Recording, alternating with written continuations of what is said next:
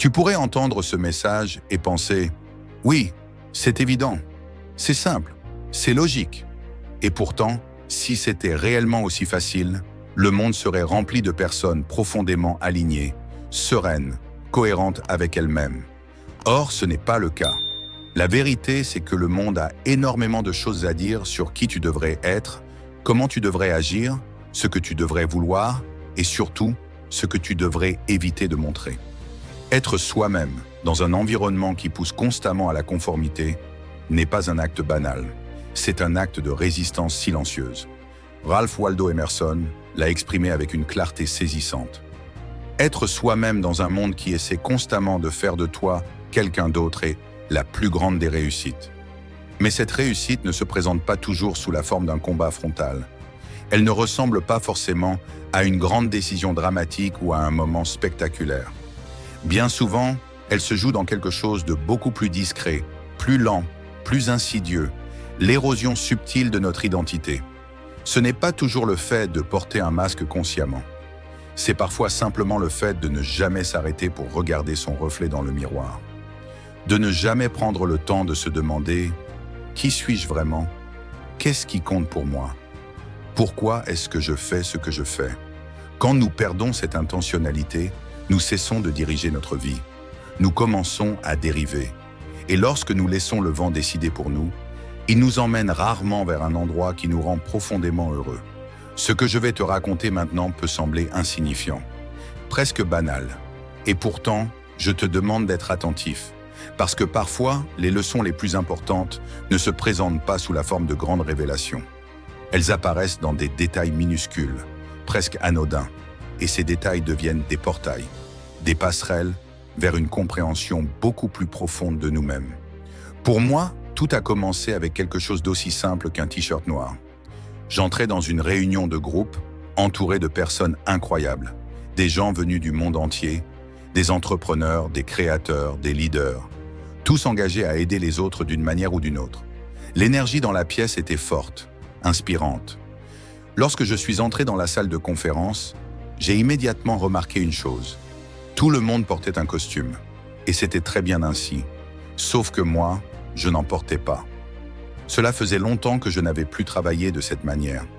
J'avais construit mes entreprises, enregistré mes vidéos, développé mes projets en restant fidèle à ce que je suis. Un t-shirt noir, simple, fonctionnel, sans prétention. Et c'est ainsi que je suis entré dans cette salle. Presque instantanément, un dialogue intérieur s'est déclenché. Ce dialogue, tu le connais. Nous l'avons tous déjà entendu. Tu te démarques. Ils vont penser quelque chose de négatif. Est-ce irrespectueux? Est-ce que ça donne l'impression que je m'en fiche?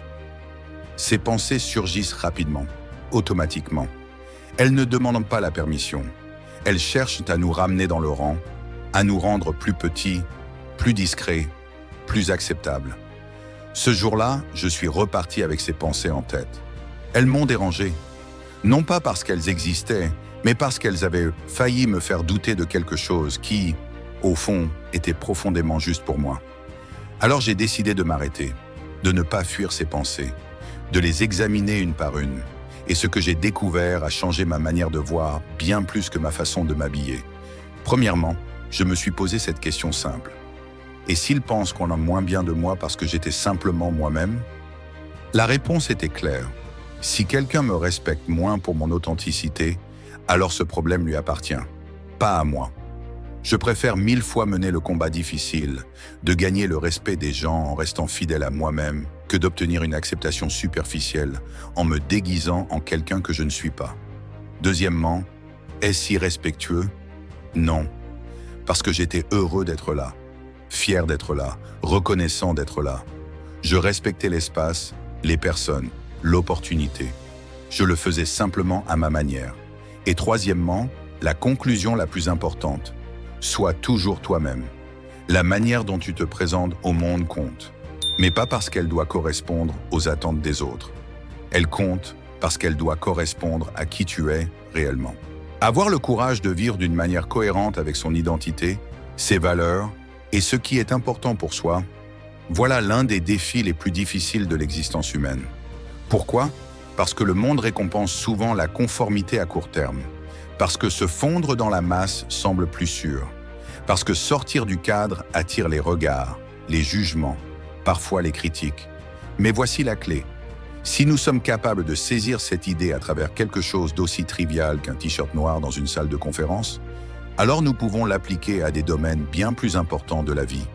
Des domaines comme les personnes avec lesquelles nous choisissons de nous entourer, la manière dont nous utilisons notre temps, les projets auxquels nous disons oui ou non, la vie que nous construisons jour après jour. Il existe 2 ingrédients essentiels pour vivre une vie authentique. Le premier, qui suis-je réellement? Qu'est-ce qui compte pour moi? Quelles sont mes valeurs non négociables? Le second, comment puis-je me positionner pour vivre dans un environnement qui me permet d'être pleinement moi-même? Souvent, nous pensons que nous ne faisons pas certaines choses par peur, et parfois c'est vrai. Mais bien plus souvent, nous ne les faisons pas parce que nous ne prenons jamais le temps de poser les bonnes questions. Quand tu trouves ton authenticité, tu la ressens, et les autres aussi. La question cesse d'être « Comment puis-je me fondre dans le décor sans déranger ?» Elle devient « Comment puis-je utiliser l'abondance qui m'entoure pour créer une vie qui a du sens pour moi ?» Beaucoup d'entre nous, métaphoriquement, marchent dans la vie en portant des chemises à col rigide, alors que ce n'est tout simplement pas ce que nous sommes censés porter. Nous nous demandons constamment « Comment ne pas gâcher ça ?» au lieu de demander « Comment puis-je obtenir ce que je veux d'une manière qui me ressemble ?» Plus tu te rapproches de ton authenticité, plus tu deviens puissant. Cela implique de comprendre qui dans ta vie nourrit cette authenticité et qui, consciemment ou non, l'affaiblit. Cela implique de regarder autour de toi et de te demander honnêtement « Est-ce que je fais cela pour moi ou pour répondre aux attentes des autres ?» Il existe un vieux mantra dans l'aviation. Mets ton propre masque à oxygène avant d'aider les autres. Pourquoi? Parce que si tu ne respires plus, personne n'est sauvé. La vie fonctionne exactement de la même manière. Si tu n'es pas aligné, si tu n'es pas fidèle à toi-même, si tu t'épuises à jouer un rôle, alors tu n'apportes aucune valeur durable aux autres. L'authenticité n'est pas de l'égoïsme, c'est une responsabilité. La vie est au fond une quête de simplicité, une démarche qui consiste à réduire ton monde à ce qui compte vraiment et à laisser tomber le reste. Mais attention, comme des papillons attirés par la lumière, la complexité et les détails inutiles nous trouvent toujours. Ils s'accrochent, ils deviennent des poids que nous transportons.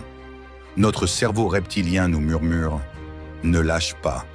C'est comme ça que les choses sont censées être. C'est ce que tout le monde fait. Mais quand tu atteins cette clarté, quand tu sais qui tu es et ce que tu veux, quelque chose de puissant se produit. Oui, tu gagnes le respect des autres. Oui, les gens te regardent différemment. Mais surtout, tu gagnes ton propre respect. Tu apprécies davantage le visage qui te regarde dans le miroir. Et pense-y un instant. Nous ne construisons pas de statue pour ceux qui se sont le mieux fondus dans la masse. Nous ne célébrons pas ceux qui ont simplement suivi le courant. Nous honorons ceux qui ont eu le courage de vivre dans leur authenticité, de faire les choses à leur manière, parce que nous comprenons à quel point c'est unique, à quel point c'est puissant et à quel point c'est difficile. Être soi-même n'est pas un slogan, ce n'est pas une phrase inspirante à afficher sur un mur. C'est un engagement quotidien, un choix répété, parfois inconfortable, souvent exigeant. Mais il n'existe rien de plus puissant. Plus tu t'en rapproches, plus ta vie devient cohérente. Plus tes décisions deviennent claires, plus ton énergie devient stable. Le monde n'a pas besoin d'une version édulcorée de toi. Il a besoin de ta vérité. Alors sois toujours toi-même. Pas parce que c'est facile, mais parce que c'est ce qui donne du sens.